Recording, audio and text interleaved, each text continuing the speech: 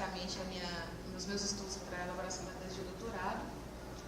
Eu estudo, a gente tem um título provisório, né, que é Subjetividade e Memória do Rosto Criminoso no Cinema. E ele é composto, por enquanto, porque a gente nunca sabe se vai fechar ou abrir, né, mas ele é composto de 20 filmes, por 20 filmes, e especialmente eu trabalho com criminosos que atentaram contra a vida, né, que a gente chama de assassino mesmo. Que o direito não chama de assassino, né, qualifica por homicídio, qualifica por qualquer outra terminologia, mas a gente trabalha a partir de uma ótica de um entendimento da formação de conceito para ver como é que esse termo assassino aparece aí no nosso cotidiano, né, no midiático, cultural, popular, digamos assim. E um outro ponto, né, que elege o meu corpus é que eu trabalho com filmes que são, de alguma forma, baseados em histórias reais. Então, são criminosos reais que inspiraram o cinema aí em algum momento da história. Esses são 20 filmes catalogados dentre os que têm alguma audiência, né, considerável para a gente. Então, a primeira questão que a gente toma para poder levantar esse problema é que esse rosto parece que está, esse rosto suspeito, né, parece que ele está perdido ou achado, né, em diversos lugares, muito antes da gente ver esse rosto no cinema. Então, isso aí, bom, são trechos do meu texto de qualificação, né, que eu trouxe para a gente poder pensar a partir do filme de hoje, O Diabo Ataca à Noite. Então, tá aí, né, a gente caminha pelas ruas, frequenta lugares comuns, a gente vai na internet, a gente está no cinema, na tela do cinema, vendo uma novela, a gente é capaz de identificar um suspeito muito antes dele ser dito ou dele ser qualificado como suspeito, né? E aí a gente funciona como uma espécie de polícia social, prescrevendo, diagnosticando e com uma postura determinada aí de acusação, né, de inquisição dessas figuras suspeitas, né? E a gente aponta esses suspeitos de acordo com a sua postura corporal, a sua maneira de andar, a sua vestimenta. A gente aponta o nosso olhar que é clínico, né, que a gente aprende a ter, para identificar que rosto é que tem esse suspeito. E aí, qual é mesmo esse rosto, né? Só que essa pergunta, ela não é de fato uma pergunta inédita, né? A gente tem aí, como o Newton apontou no início da fala dele, manuais a partir do século XVIII, a gente tem manuais de retórica, métodos como a própria quiromancia, né? Lia-se a mão e sabia se o sujeito tendia a má índole ou não, a frenologia, livros de civismos, e especialmente o que a gente trata na nossa tese são esses tratados de fisiognomonia e os estudos médicos jurídicos, que desenvolveram tentativas para definir traços e indícios capazes de identificar, através da composição biológica e através da composição expressiva, né, do rosto, a tendência de um determinado indivíduo ao crime. Então, já que isso não é inédito, né, o que interessa? Interessa deslocar esses estudos todos que a gente tem aí para entender como é que a gente observa o aparecimento desse sujeito no criminoso como acontecimento nas condições de possibilidade que o cinema nos coloca. Então, a fim de compreender a construção do rosto criminoso em um processo histórico descontínuo, a gente segue ainda a trilha do Michel Foucault, né, nesse convite da fragmentação histórica. Tomamos o cinema como arquivo operador de memória que promove, quadro a quadro, a ativação de uma trama enredada de componentes discursivos e imagéticos em movimento, que associadamente possibilitam que esse sujeito seja demarcado, reconhecido e delimitado no campo da desordem jurídica e social. Que a gente sustenta uma ideia de que no cinema a projeção do rosto criminoso acontece em materialidades que se repetem, mas que também se dispersam e fazem eclodir formas de judicialização do sujeito da ilegalidade que nós, né, seres sociais, nessa sociedade de controle, nos pomos a gerir, a confiscar e a capitalizar.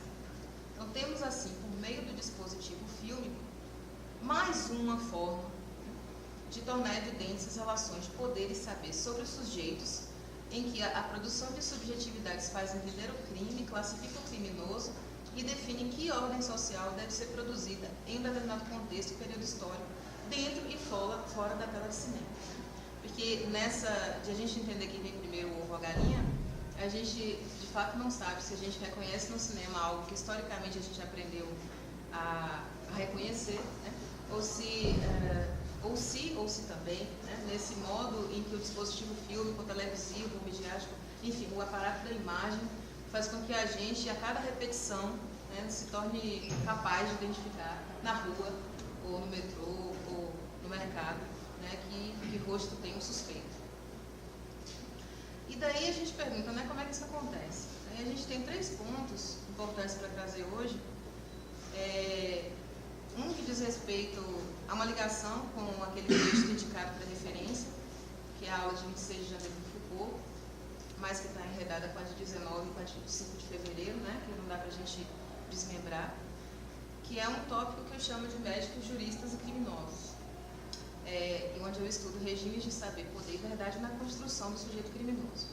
O segundo ponto é um desmembramento disso, né, de como o Newton já apontava aí, da gente entender a constituição histórica desse sujeito normal a partir de todo um trânsito, né, histórico de uma tradição de estudo da expressividade do rosto.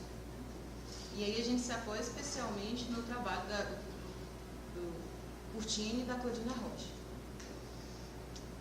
E por último, a gente vai pontuar algumas questões que dão a ver, né, como é que o cinema ajuda nessa produção, nessa constituição, demarcação e reconhecimento desse rosto criminoso no cinema. Para isso a gente traz pontos trabalhados pelo Jacques Moon a respeito do quadro e do Bela Balais a respeito do close. Bom, então daí, para quem lê o texto, né, indicado na referência, vocês vão ver que os pontos que eu trago aqui não são todos eles, né, diretamente relacionados a esse texto específico. Mas, como eu disse, a aula também que precede essa de 26 de janeiro e a que sucede em 5 de fevereiro de 1975. Né? Então, a gente tem aí o Michel Foucault apontando uma ligação entre a medicina e o direito, né, entre o saber médico e o saber jurídico, fabricando a normalidade e a legalidade, demarcando como imagem constitutiva o seu contrário. Né? É aí que se situa o criminoso. A gente entende que a verdade se basta ao elaborar sua própria lei e seus critérios específicos. E é pelo uso da evidência, o próprio lado criminoso, que a manifestação do verdadeiro e a obrigação que temos de reconhecê-lo como tal coincidem. Então, crime e criminoso estão na mesma desordem. Daí a gente tem o estudo do anormal e do monstruoso, do monstro moral, a saber, né, como uma combinação entre o proibido e o impossível. Então, nesse curso de 1975, Foucault buscou vislumbrar a constituição do anormal e da anormalidade com base em relatórios jurídico-psiquiátricos obtidos até meados da década de 1950. E aí o que ele estudou nessa grande quantidade de dossiê, né, dessa junção jurídico-médica, é que algumas propriedades desses discursos se relacionavam, né, à definição do crime e do criminoso. A primeira propriedade da junção desses discursos jurídico-médicos é que o poder de determinar a justiça há um poder de vida e de morte em relação ao criminoso. Né? Em seguida, a propriedade da instituição judiciária de possuir um discurso de verdade produzido com estatutos científicos e sujeitos qualificados tecnicamente. E, finalmente, a produção de um cálculo de pena, sendo este vinculado ao nível produzido pelas provas reunidas e seu peso para a consumação da culpa ou da acusação. E daí que essas propriedades do discurso geram algumas consequências. Né? A primeira consequência é a ideia de que há uma proporcionalidade entre o crime e o rigor da pena a ser aplicada, demonstrando assim uma modulação no rigor ou atenuação do mesmo, de acordo com a produção de provas de acusação e dos valores demonstrativos destas mesmas provas. Então, nesse momento, a gente tem uma junção aí que estabelece uma relação íntima entre verdade e justiça, que acaba por se tornar um pressuposto radical da racionalidade jurídica, trazendo-a ao campo do discurso cientificamente construído e legitimado. A segunda consequência é o desdobramento do procedimento do exame psiquiátrico bem como sua utilização por parte da justiça. Este produz a conjugação de qualquer delito com outros comportamentos e atitudes que, de um ponto de vista moral, já são degeneradas, tornando-se assim matéria punível.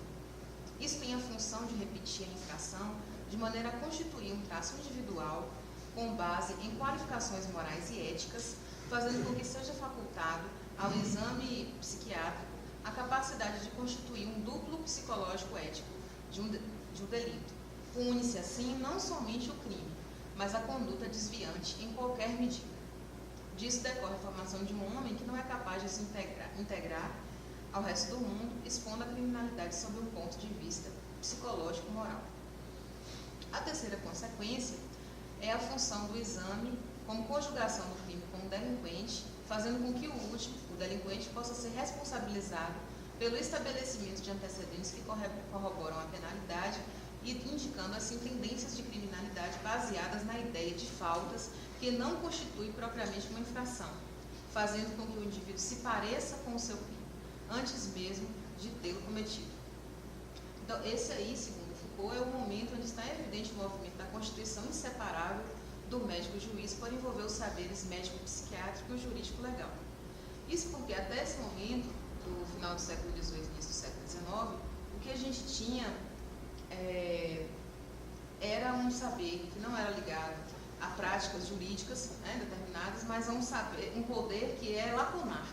Então, um determinado sujeito, uma determinada tropa de vagabundos, digamos assim, feria a honra de um monarca, de um tirano, de um rei, e a ele era dado um castigo equivalente. Então, o assassino matava, ele era levado em praça pública e supliciado para que isso jamais voltasse a acontecer. Então, esse poder a que o Foucault atribui essa mudança de paradigma de estatuto científico que o saber jurídico junto com o saber médico institui uma equivalência de medida sobre a pena.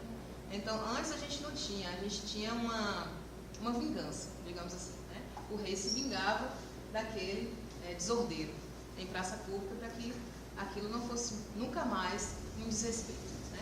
E aí agora a gente tem um quesito diferente. Segundo Foucault, a Revolução Burguesa marca isso. A gente passa a ter práticas e saberes relacionados à ciência, que dão autoridade a determinada instituição de dizer o que deve ser feito por equivalência. Disso a gente tem uma outra consequência. A consequência é que antes, quando a gente tinha um poder que não era capilarizado, um poder que era lacunar, pontual, a gente tinha digamos assim, uma natureza monstruosa, simplesmente. A gente tinha um quesito um quesito criminal no monstro. Então, assim, todo monstro era monstro e ia em praça pública, independente se tinha matado alguém ou se tinha cuspido na cara do rei. Então, a gente não tinha isso, uma natureza criminosa. Não existia uma natureza criminosa. A gente começa a ter isso depois que a justiça começa a medir uma equivalência entre o crime e aquele que cometeu o crime. E aí a gente passa a ter uma sistematização da monstruosidade sobre o criminoso. Então, só para deixar bem claro isso, porque quando a gente chama de monstro moral, a gente tem um percurso até chegar ao anormal, do Foucault. Então, o anormal chega quando a gente tem um discurso médico dizendo o que é patológico e o que é normal, o que é legal e o que é ilegal. Mas até então a gente tinha um monstro que era supliciado em praça pública, junto com aqueles freaks do Ciro, junto com quem mais? Não, eu ia falar os zumbis de Renata, mas esses não entram, mas junto com os bruxos, junto com as putas, os vagabundos, ladrões, etc. Todos aqueles que desonravam a figura do rei. E a eles era dado tapa na mesma medida, uma vingancinha, digamos assim, do tirano. E depois disso a gente passa a ter uma nova configuração de entendimento daquele que infringe ou daquele que é ilegal. Que aí a gente situa o sujeito criminoso. Então, antes, natureza monstruosa, agora natureza criminosa, digamos assim. E aí, a quarta consequência e última dessa leitura do Foucault é que, no que tange à construção do anormal, o esforço normalizador do poder concentrou-se não somente em trazer ao cotidiano da população o caráter moralmente condenável e bárbaro dos monstros, Tal esforço anotava por operar também uma passagem essencial, trazer os grandes monstros para a esfera dos pequenos monstros, o que acaba por convertê-los ao domínio da anomalia notada claramente em indivíduos, construindo assim a ponte entre o monstro e o anormal, e cristalizando o problema da monstruosidade criminal. Então aí, nesse momento, é o que a gente sobre o que a gente estava falando, é o que o Foucault vai dizer, né? Surge, enfim, uma suspeita sistemática da monstruosidade no fundo de qualquer criminalidade, o que não havia antes. E a pergunta que ele se faz nas primeiras páginas, nos primeiros momentos do curso, né? Imagino assim, na minha audição, é essa, né? Mas por que não havia essa reversibilidade? Né? Porque agora a gente tem uma monstruosidade no fundo da criminalidade e antes a gente não tinha uma criminalidade no fundo da monstruosidade. Justamente porque o poder é lacunado. Então bastava ser monstruoso, o poder agia sobre ele e tudo estava kit, né? Digamos assim. Quando a gente adquire propriedades técnicas, né, de tornar sob medida, né, uma culpa para um culpado, aí as coisas mudam de figura. Então, dessa dispersão de saberes e dos poderes, o olhar sobre o sujeito criminoso, anormal e incorrigível, se materializa em outros discursos e em novas formas.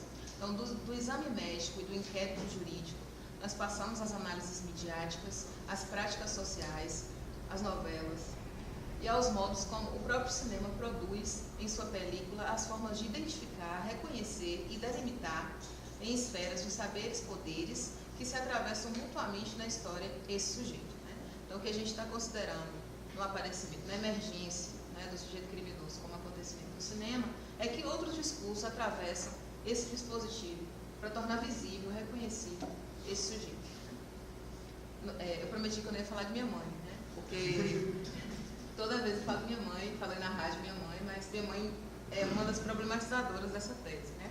Porque ela vivia me dizendo, olha, você que estuda esse negócio, no tempo do mestrado, né? Negócio de infrator, vem ver aqui. Aí eu comecei a assistir coisas com ela, seriados, né, policiais e tudo mais, e aquela coisa de você, como espectador, ser o Sherlock Holmes, né? Então, os caras estão lá e você nunca sabe quem é o assassino. Aí minha mãe é a caçadora mesmo, é a Sherlock Holmes, né, em pessoa. Então ela diz, esse aí é o assassino, olha a cara desse homem. Então assim, como assim a cara desse homem? Olha o olho desse homem, só pode ser doido, né? Então assim, começou a levantar questões comigo, no sentido de antecipar. Só que não antecipar, né? Porque isso acontece ao passo que a gente está de frente com esse dispositivo. Esse olho que olha a gente é o olho que nos compõe também, historicamente, né? Então a função é identificar ou problematizar que discursos outros ao longo da história estão perpassando essa película aí, essa produção, esse olho, enfim, a qualquer dispositivo que o faça, né? De maneira que a gente possa reconhecer, não à toa. Né? Então, no cinema, o discurso que compõe o sujeito criminoso é atravessado por outros discursos já legitimados por sistemas predominantes de produção de verdade. Então, torna-se imprescindível observar como esses sistemas discursivos fazem operar a constituição desse sujeito, onde uma rede de memória articulada se processa. Nós entendemos que os modos de olhar o sujeito criminoso no cinema e percorrer suas imersões e aparecimentos em caminhos históricos nos obriga a problematizar em que lugares e posições essa figura estampa discursivamente a sua condição irregular e anormal. Aparece importante que nos questionemos. Ainda que não nos debruçássemos sobre esse estudo, ainda que nós não analisássemos minuciosamente, nós saberíamos dizer sobre o sujeito criminoso e nós entenderíamos como que naturalmente sobre sua conduta irrefutavelmente ilegal no cinema, ou nas ruas, ou no supermercado, no estacionamento. E agora a gente que passa ao plano do estudo, a gente diz, mas nós o supomos, nós o suspeitamos. Então, como é que a gente sabe o criminoso? De que modo a gente diz o criminoso? Daí uma das respostas eu encontrei lá na arqueologia do saber e na história da sexualidade. Né? A gente está lá, segundo Foucault, imerso em camadas de saberes que são encobertas e redescobertas de acordo com os movimentos da história.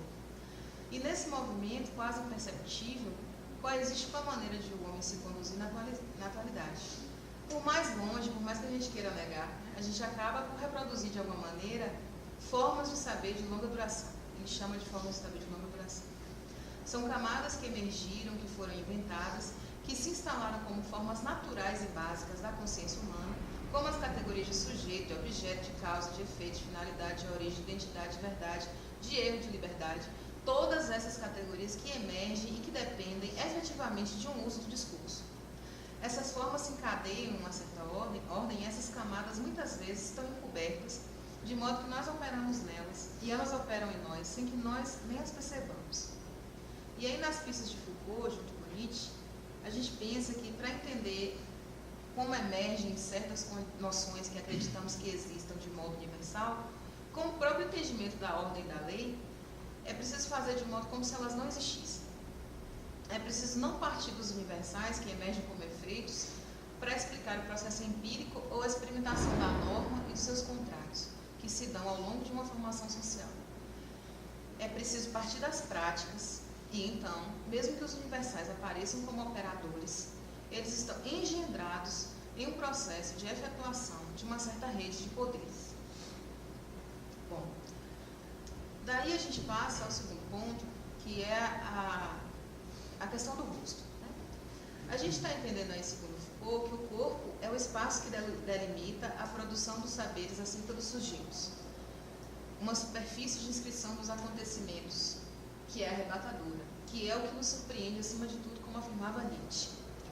E o corpo é o lugar de inscrição das práticas médicas, jurídicas, sociais, midiáticas, cinematográficas. É o corpo justamente que dá a ver todos esses sistemas regulares ou dispersos, ou regulares e dispersos, fazendo funcionar a constituição irregular do sujeito criminoso. No cinema, são as estratégias do dispositivo que garantem a ele sua visibilidade irregular. E o rosto, na história da individualidade, das tradições teóricas e culturais, é, por excelência, o espaço na cartografia corporificada que encontra privilégio na revelação dos modos como aprendemos a produzir estratégias de identificação e de reconhecimento. Então, nós estamos tomando o rosto em uma perspectiva de sua existência material e histórica, ligando-se à rede de imagens de enunciados múltiplos, distintos e até mesmo contraditórios, para observar sua conversão em discurso na materialidade fílmica. Então, a gente tem aí o Curtini e a Claudine partindo da análise dos manuais de retórica, de metoposcopia, de livros sobre civilidade, das artes da conversação, da frenologia e da fisiognomonia, vasculhando as continuidades e as descontinuidades presentes na história da expressividade do rosto e de suas implicações para a percepção de si mesmo, de nós mesmos, né, por parte como sujeitos, para a percepção do sujeito em relação ao outro, que afeta todas as relações sociais que nós temos. A importância da abordagem histórica de enunciados que se repetem e se reiteram em torno da afirmação de que, pelo rosto, o indivíduo se exprime, reside na observação da relação entre o sujeito, a linguagem e o rosto. Então, a gente tem a fisiognomonia, alguns vão encontrar em traduções como fisiognomia, né, parece também, mas, né, segundo essa ciência, né, porque ela surge como uma ciência que se propõe real mesmo.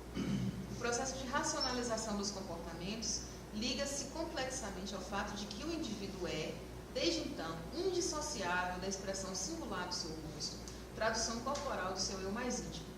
Daí a atenção dispensada à caracterização dos signos faciais para a compreensão daquilo que o indivíduo tem de mais particular, como se pelas suas expressões e gestos fosse possível atingir o que ele é. Os estudos fisiognomônicos tornaram-se influentes no contexto das multidões, como Newton apontava ali no início, né?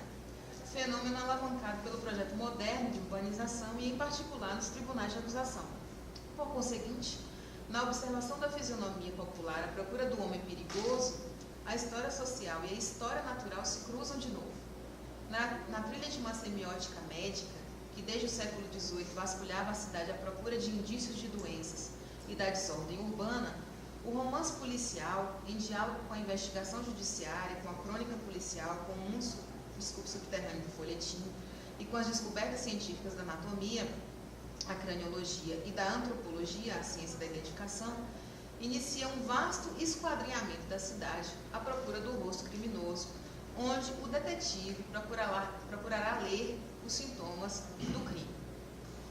E daí, a gente tem que antes, né, muito antes, lá dos anos 1600, quando Charles Lebrun, né, esse que eu estou falando lá, frenologista, né, ele se tornou pintor e chanceler lá do rei Luís XIV, E ele desenhava com intuito pedagógico, né? Então, no reino do rei Luís XIV, aquelas pessoas que tinham uma expressividade como essa última na primeira coluna, que é da raiva, da ira, se tornariam suspeitas, né? Então, acima de um catálogo de desenhos das expressividades e das paixões, né, como ele chamou, o que a gente tinha era um estatuto pedagógico mesmo para esse manual de expressões, né?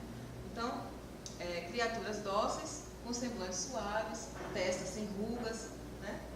Tudo isso para identificar aquele que seria bem-vindo ao reino e aquele que não, né? Então, isso é muito importante a gente demarcar, que a gente tem a fisiognomonia de Lebrun não era apenas indicativa, mas também normativa e educacional, né? Então, a construção e o valor que o Lebrun dá às expressões da face como manifestações das paixões foram governados e didaticamente pensados, por um lado, em relação a um projeto estético-político de legitimação do reino, e por outro, em relação à identificação, normatização e classificação dos comportamentos, dos sentimentos das pessoas da corte, principalmente se levarmos em conta que, naquele momento, vivia-se a emergência de grupos sociais vinculados ao comércio no círculo de poder. Educar e identificar as pessoas que estavam formando o Estado absolutista e o poder político e econômico era uma tarefa estratégica de publicidade e propaganda. Vejam aí vocês que o que a gente faz hoje tem um passado remoto, digamos assim. Em 1875, mais precisamente, a gente tem aí o criminologista italiano, né, Lombroso, mostrando, né, identificando não somente as expressões lá do Lebrun, né, alegria, tristeza, nada disso. A ele interessava catalogar expressividades ou formas do rosto ou do crânio, né, que dissesse quem é que teria uma tendência criminal nítida. Então, segundo Lombroso, existiria um conjunto de marcas do criminoso voltado principalmente para a sua aparência. A gente pensa, né, a pergunta que eu já levantou no início. Lombroso morreu, né? Parece que não, né? Nem a fisiognomonia de Lebrun, nem de Lavater. Seus resquícios estão em toda parte e somos peritos hábeis das técnicas de produção do rosto que diz quem somos nós. Essa é a nossa história da expressividade. Em nosso tempo e ao nosso modo, continuamos a catalogar itens definidores de uma espécie de pedagogia da expressão, cujo manual enuncia traços e indícios que normatizam intenções, comportamentos e emoções. Estamos inscritos em uma tradição da expressividade e atualizamos os saberes sobre o rosto caminhando com os acontecimentos da história. Então, né, o rosto, dessa forma, adquire um estatuto de dispositivo para referenciar movimentos, atitudes, comportamentos, a fim de sabermos diferenciá-los do que pode ou não estar nos parâmetros da obra.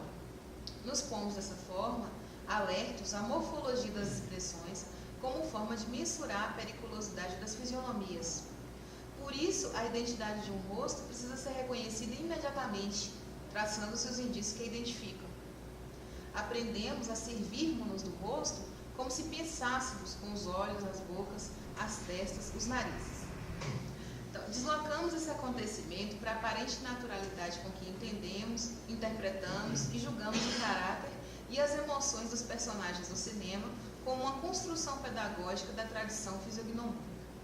Essa forma de conhecimento instituída há séculos, mas esquecida em nossos dias, é, porém, rememorada a cada rosto que um audiovisual nos apresenta. Olhamos na tela de cinema o rosto do sujeito que nos olha e que por isso também fala sobre nós. E daí tomamos os discursos psiquiátrico e jurídico na história sobre o criminoso e os convergimos por entre os domínios dos saberes sobre o rosto para pensar o acontecimento que, enfim, nós tomamos como emergente e que então nos desafia, que são os sinais que indiciam esse sujeito moralmente monstruoso no cinema. Ainda que cada acontecimento esteja inscrito em um domínio, tendo suas condições e suas formas de aparecimento, a fisiognomonia nos desenhos, a criminologia em leis e o cinema em imagens em movimento, aproximá-los deve permitir o evidenciar de relações que têm consigo uma unidade, regular ou dispersa, no espaço de um discurso sobre o criminoso.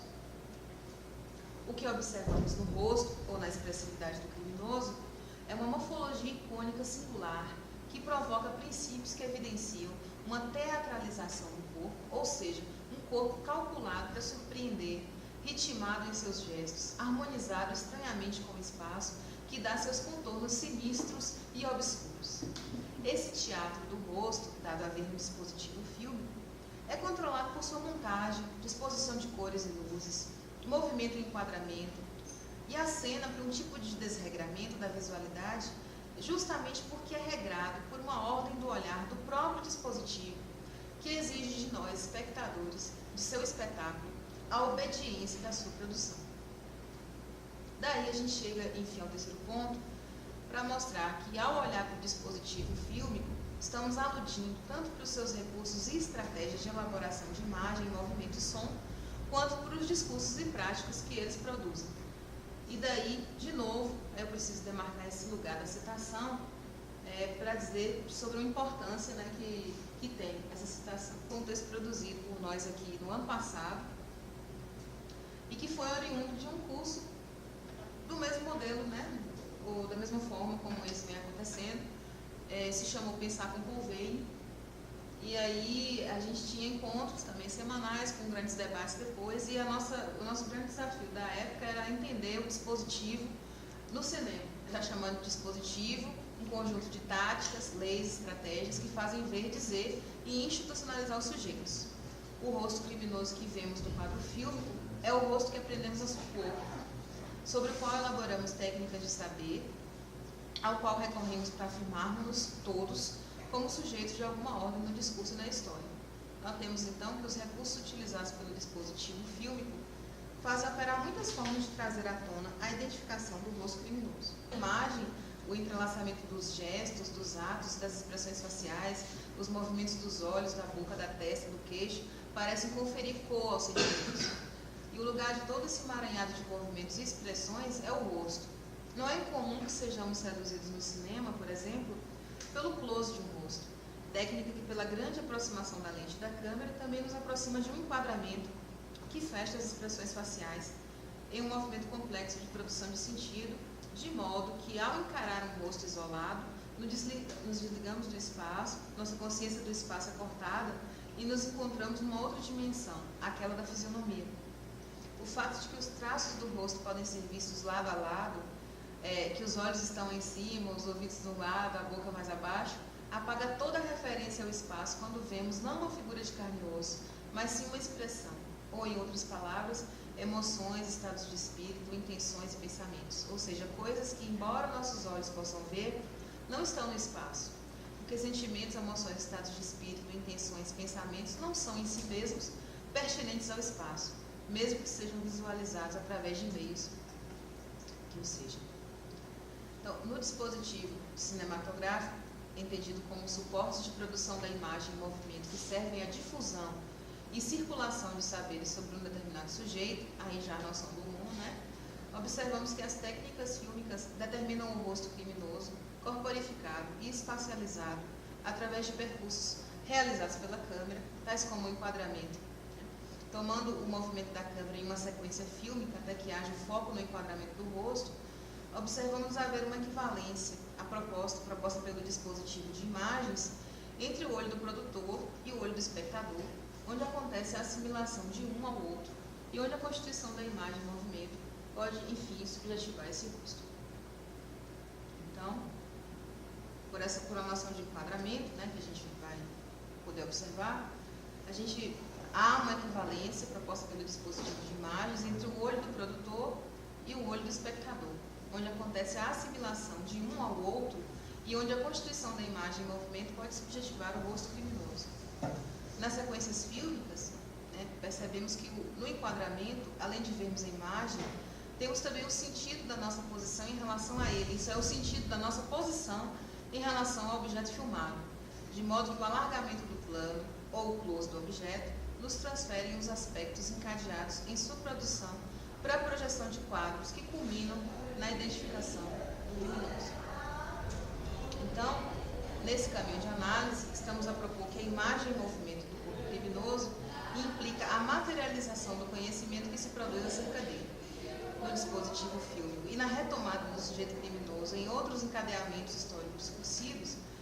O deciframento do rosto do assassino e, consequentemente, de sua moral, nos torna sujeitos úteis de uma verdade produtora de conceitos cristalizados no imaginário sócio-histórico, fazendo proliferar imagens de interdição e segregação na construção do indivíduo perigoso.